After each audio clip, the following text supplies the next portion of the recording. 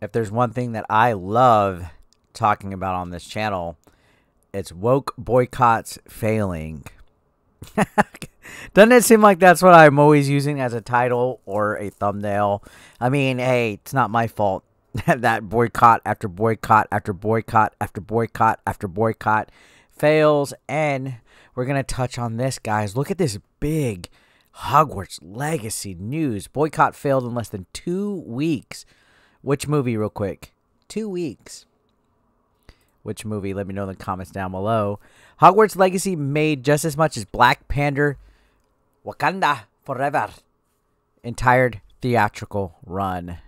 So yeah, made just as much as the entire theatrical run of Wakanda Forever, which is now on Disney Plus, I believe, or it's about to be on it. So in 2 weeks, less than 2 weeks, a video game made just as much money as an entire theatrical run for a fucking Marvel movie, like one of the most anticipating ones. So if you haven't been following, we've been covering Hogwarts Legacy here.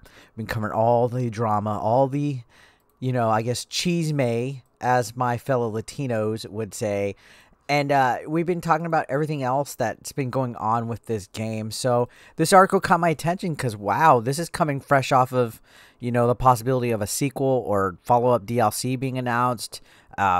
It breaking Steam records, it breaking Twitch records. All the powers that be that tried to hold this game back was all for naught.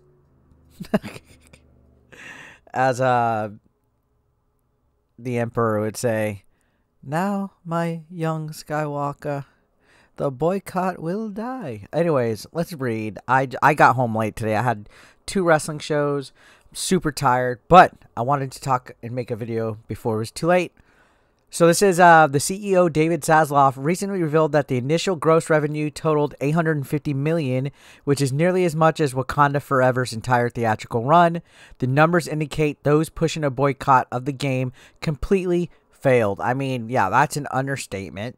Now, it says numerous individuals called for a boycott of the game, including failed political candidate Brianna Wu, who tweeted back in January. And this is a tweet. This is a failed political candidate, according to this website. I haven't really followed her, but looking at her tweets, I could definitely tell she's quite the person. My position on Hogwarts Legacy is clear. I'm boycotting it. I think if you care about trans people, you should too. But in what should not be a surprise to anyone, most gamers don't care about trans dignity enough to sacrifice for them. By all counts, it will sell very well. And this is stuff like this is why these virtue signaling boycotts fucking fail. She backhanded, basically, like, virtue signal, like, backhanded, like, passive aggressive comment. Like, I'm boycotting it. If you care about trans people, you should too. So basically, if you buy this game, if you don't support it, you don't care about trans people at all. And she's like, it's not a surprise though. Gamers don't care about trans dignity enough. Dignity. I keep saying diggity. I like the way you work it. No diggity. I'm about to back it up. So trans dignity enough to sacrifice for them. By all accounts, it will sell very well. So it's this bullshit. These people that claim tolerance, they fucking do this passive aggressive fucking shit where they try to shame you and make you feel like you're doing something wrong when you're really just enjoying a video game at the end of the day. And no wonder this person's a failed candidate. I mean, look at what they're fucking tweeting. Like, what a fucking sad life to be this much of a fucking nutcase that you think this is real activism, that finger pointing people like this on social media is even helping anybody. Like this is just being a dick. You know what I mean? And yeah, they're entitled to their opinion, but Jesus, cheese and rice. You can see the next day, she literally wrote, Hogwarts Legacy isn't a game, it's a character test, and a lot of people are about fail it. She forgot about to fail it. She just put about fail it. So you can see, it's this whole thing, man. it's this whole annoying shit, and people are like, oh, that's not what woke. No, people like this is why woke doesn't mean what it used to mean.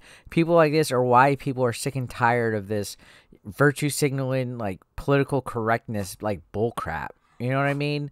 Like, it's just fucking cringe. It's just tough to look at when you see people, it's a character test, and like, fucking, it's like, these are some of the most miserable people in the fucking world. And then this touches on a previous actress from the Wizarding World that I talked about. So this is a former Wizarding World Harry Potter actress, Sarah Daniels, also called. And I covered this actually in a video. So she was part of the Frog Choir. And you can see, from someone who is literally a poster child for the Hogwarts School Choir at Universal Studios, if I cannot buy Hogwarts Legacy, so can you. It really is that easy. This was one of the best, most memorable parts of my life, but JKR is harming people I care about. You know, like, if I can boycott a game, so can you, because, you know, it's like, oh my fucking God, dude. People are able to choose what they want to support or not with their money, and you don't have the fucking right to fucking try to shame him like that. Yeah, you can make an opinion about it, but fuck off. Like, you know, like, Jesus Christ. Oh, and I already know, what are you getting mad about? Nobody's mad. I'm literally here saying my opinion, and I move the fuck on from it as soon as I stop pushing record on this video. Now, continuing on, you can see during the earnings call, Saslov said, as the only studio scaled in gaming, we see it as a meaningful differentiator with substantial opportunity.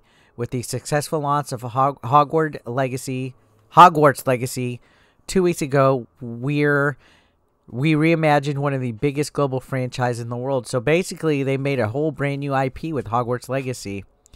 The game was one of the most highly anticipated of 2023 and consistent with our overall commitment to great storytelling. We delayed the launch to get it right. And the response from consumers has been overwhelmingly positive. We've already seen more than 850 million, and we still have platforms launching over the next few months. Yeah, they still have last gen in the Nintendo Switch to put these games on. So this is going to sell like fucking hotcakes. Now, this goes on and compares why it brought up Wakanda Forever. You can see in comparison, Wakanda Forever only grossed $154.8 million during its entire theatrical run. The film grossed $453.7 million domestically and $401.1 million globally. The film was heavily front-loaded with $181.3 million of its domestic gross coming on its opening weekend.